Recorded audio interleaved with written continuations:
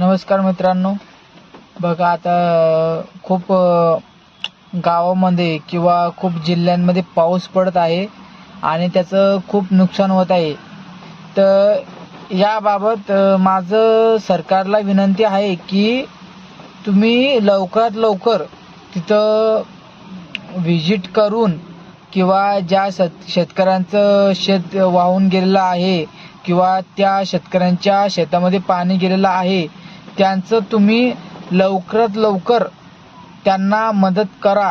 आणि तुम्ही म्हणणार की हा कोण आहे एवढा बोलत आहे, किंवा मी एक साधारण मुलगा आहे, पण कारण की शेतकरी हे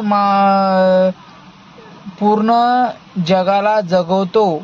शेतकऱ्याचं धान्य जेव्हा तुम्ही तांदूळ खातात ते कुठून येतात? शेतामधून. जेव्हा तुम्ही गहू खातात ते कुठून येतात? शेतामधून. जेव्हा तुम्ही ज्वारी खातात ते कुठून येते? शेतामधून. सर्व पीक धान्य सर्व शेतामधून येते. तर मग त्या शेतकऱ्याला न्याय का बरं नाही, मला सांगा बरं तुम्ही. आणि मला हे सर्व नेते जे आमदार आहेत, जे खासदार आहेत, त्यांनी फक्त गाड्यांमध्येच फिरायचं का हो? तुम्ही सांगा. अरे ज्या शेतकऱ्याला तुम्ही मदत करायला हवं त्या शेतकऱ्याला मदत करा की राव. आणि तुम्ही शेतकऱ्यांना जर नाही मदत केली तर तो आत्महत्या करणार राव. आणि तो आत्महत्या करणार पण त्याचं तुम्हाला काहीच नाही फरक पडणार हो. पण त्याच्या आणि तुम्हाला अजून एक गोष्ट सांगतो मी, सरकार पूर्णपणे मदत करणार, पण ज्या शेतकऱ्यांचे नुकसान झालंय त्यांना तर पूर्णपणे मदत भेटणारच. पण अजून एक गोष्ट, आता हे बाकीचे काय कुत्रे काय करतात माहितीये का? ह्या शेतकऱ्यांच्या नुकसानी तर त्यांना भेटणारच, पण कमी भेटणार.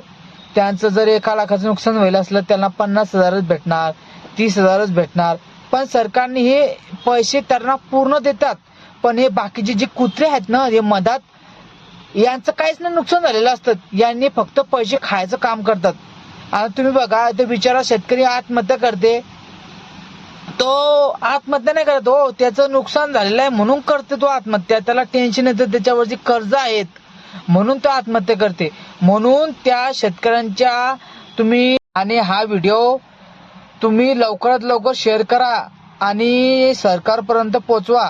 कारण जर हा व्हिडिओ सरकारपर्यंत पोहोचला तर मी सरकारना विनंती करणार की सरकार आमच्या शेतकऱ्याला न्याय द्या.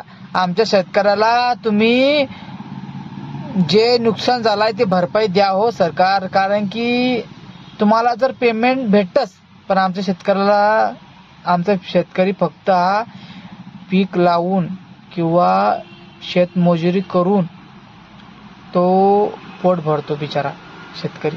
आणि 2 शब्द संपवतो. जय हिंद, जय महाराष्ट्र, जय किसान, जय शेतकरी. ओके मे, थँक्यू.